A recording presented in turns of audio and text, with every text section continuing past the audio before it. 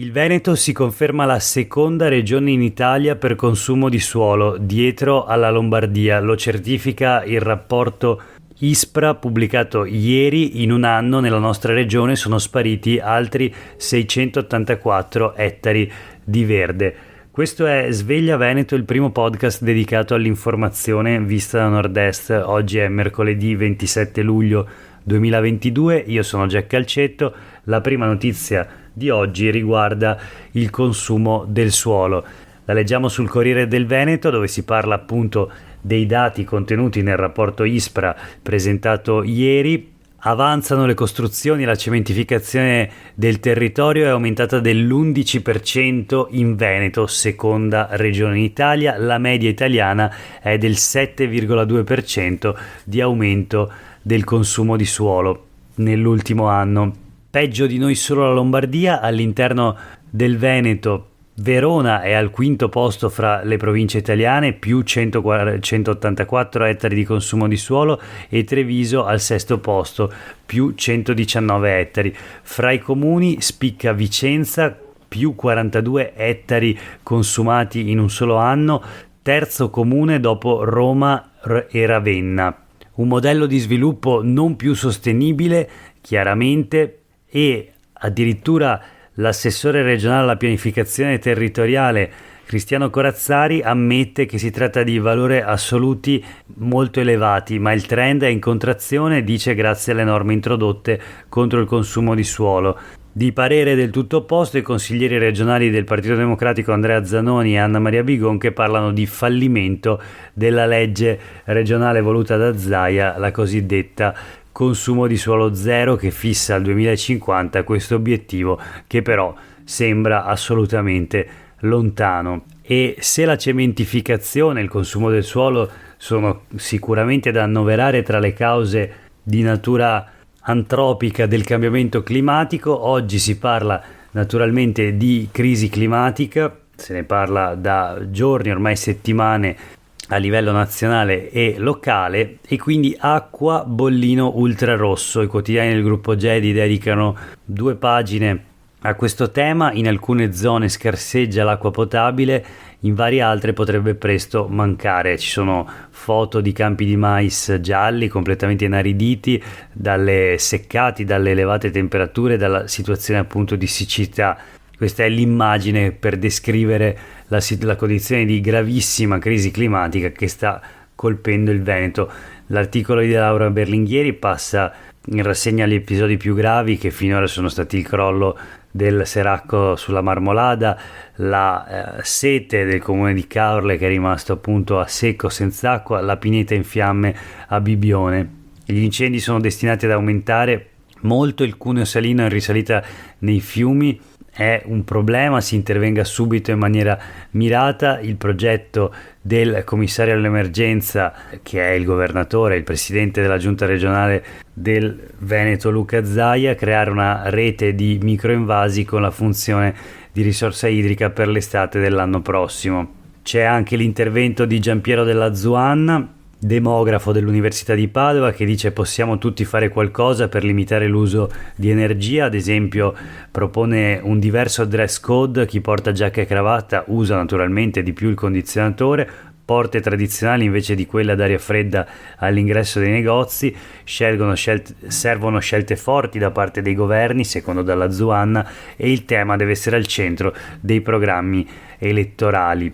Sempre sulle pagine dei quotidiani del gruppo Gedi si parla di assalto all'acqua, scaffali vuoti nei supermercati e consegne in ritardo. È la crisi della logistica, i costi del carburante sono alle stelle e non si trovano gli autisti. Parallelamente i consumi sono aumentati, quindi niente casse d'acqua e niente bollicine sugli scaffali dei supermercati. In questo secondo caso a causare il problema è anche la difficile reperibilità di anidride carbonica per uso alimentare, fondamentale ovviamente per la produzione delle bollicine. L'articolo di Andrea Liberati sul Mattino di Padova, dove troviamo un'altra notizia che ci racconta gli effetti della siccità devastante di questi giorni. 30 kg di pesci morti nel canale dell'isola Memmia in Prato della Valle. È appunto la secca dei canali del Piovego a Padova, dove ormai non c'è più acqua e quindi i pesci naturalmente muoiono e devono essere rimosse le loro carcasse. Ancora sul Gazzettino l'allarme siccità, qui si parla di Cuneo Salino, più in dettaglio Livenza e Po, il Cuneo Salino minaccia l'acqua potabile, via alle misure d'urgenza. A Caorle risalita di 22 km, scatta quindi il bypass, in Polesine sono al vaglio le autobotti, Zaia, anche qui le parole del commissario all'emergenza, il presidente della giunta regionale, servono 500 milioni per il piano invasi, va rinegoziato il PNRR e anche sul Gazzettino la foto di un campo di mais completamente secco in Veneto, perdite del 50% sui raccolti. Queste le criticità per quanto riguarda l'emergenza siccità. Nel frattempo leggiamo sul Corriere del Veneto di una nuova ordinanza del sindaco di Canazei relativa alla Marmolada, grave pericolo di altri crolli, si estende quindi la zona rossa per alpinisti e avventori, cartelli multilingue sui sentieri verso la vetta. Le temperature restano alte e quindi c'è ancora un grave pericolo di nuovi eventi improvvisi che possono mettere in pericolo la sicurezza degli avventori. Perciò diventano off limits agli appassionati di alpinismo la Forcella Marmolada, i sentieri che portano in vetta e anche la sponda del lago Fedaia che si trova in corrispondenza del crollo. La diga e il passo omonimo rimangono invece accessibili. Questo per quanto riguarda il caldo torrido di questi giorni, le temperature record, ma anche, come va sempre ricordato, l'estate più fresca dei prossimi anni, molto probabilmente, se non si invertirà la rotta e la tendenza del cambiamento climatico, della crisi climatica. Voltiamo pagina, le bollette. Si parla di bollette, lo fa il Corriere del Veneto, in particolare siamo a Vicenza, a GSM AIM lo spettro degli aumenti. Arrivano delle lettere agli utenti appunto del servizio di gas e luce. Da ottobre cambiano le condizioni di vendita, sono arrivati in questi giorni nelle caselle di posta delle case, in molti le hanno aperte pensando di ritrovarsi di fronte all'ennesima bolletta salata a causa dei rincari degli ultimi mesi legati alla situazione mondiale, ma se possibile è andata peggio di così. La multi-utility AGSM AIM, che segue Vicenza e Verona, ha annunciato un possibile aumento delle tariffe di luce e riscaldamento nei prossimi mesi. Le lettere in parte sono già state recapitate ai clienti del mercato libero dell'energia e del gas. Qual è la notizia in sintesi? L'azienda comunica che a causa del frangente economico nel quale incide prepotentemente la guerra in Ucraina, da ottobre non sarà più in grado di garantire il costo di vendita stabilito in precedenza. L'utente ovviamente ha facoltà di recedere il contratto in qualsiasi momento, ma sottolinea il Corriere del Veneto che si tratta di un numero di lettere impressionante, 250.000, di cui verosimilmente 2/3 sono destinate al veronese e 1/3 giungeranno nel Vicentino. Una cifra, ha detto oggi, appartiene al campo delle probabilità. Ci sono delle stime sul numero di clienti, 100.000 nel 2020 limitatamente ad IM Energy, la multi-utility che era vicentina. Il numero degli utenti del mercato libero aveva superato quello del mercato tutelato. A Verona dal 2021 non si distingue più. AGSM è la multi-utility nata dalla fusione di AGSM e AIM, di proprietà rispettivamente dei comuni di Verona e Vicenza. Oggi la società è partecipata dai due comuni, con Verona che detiene il 58% delle quote ed esprime il presidente, Vicenza ha il 42% delle quote e nomina il vice.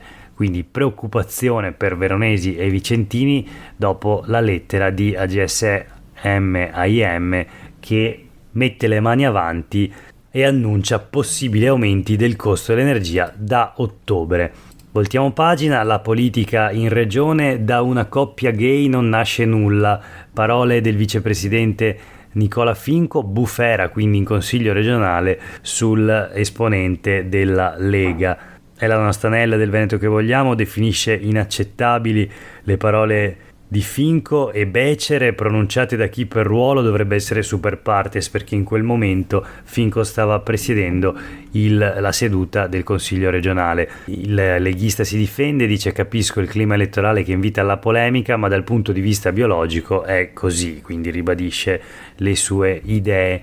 la notizia sul Corriere del Veneto, ma anche ad esempio sul Gazzettino: soldi per natalità e consultori, mai lite sull'idea di famiglia tradizionale, dice la maggioranza, no tutte, dice l'opposizione, perché si parlava di famiglia, in particolare di piano triennale per sostegno alle famiglie, che finalmente dà attuazione alla legge quadro in materia ed è stato approvato ieri dal Consiglio regionale con 34 voti favorevoli e 9 astenuti.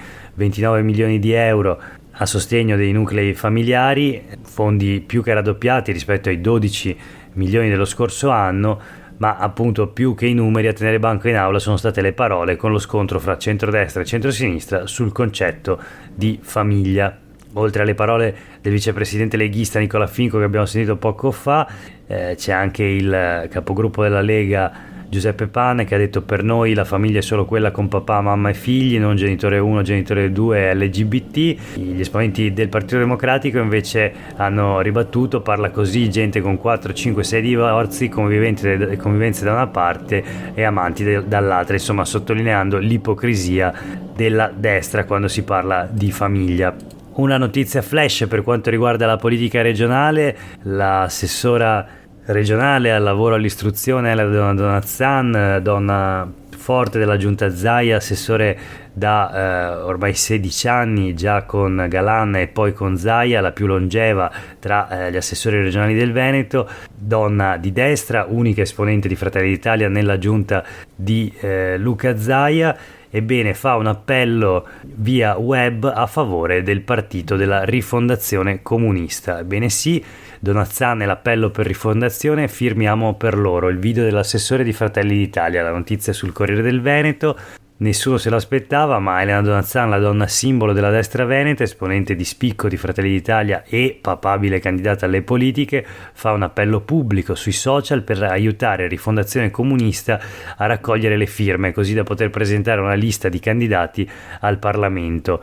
Insomma, un video che sicuramente farà discutere. La stessa Donazzan dice: so che fra i miei follower non ci sono aderenti a questo partito, ma chiedo a chi ha a cuore la libertà di espressione del popolo italiano di sostenere la raccolta firme, poi specificando, anche se nessuno ovviamente ne potrebbe dubitare, che voterà e farà votare convintamente Fratelli d'Italia. L'ultima notizia di oggi, un'altra flash, riguarda la vicenda dei banchi a rotelle a Venezia, fatti buttare via, mandati al macero da una preside. Bene, leggiamo la notizia sul Gazzettino: trasferita la dirigente che fece rottamare i banchi con le rotelle. La preside del liceo Benedetti Tommaseo di Venezia, spostata in una scuola trevigiana, la Nociti, questo è il cognome della preside, rimossa per motivi eccezionali. E c'è la curiosità: al suo posto un ex candidato sindaco del Movimento 5 Stelle, fatalità a svolgere il ruolo di dirigente. Fu un caso nazionale quello della decisione della preside di rottamare i banchi a rotelle.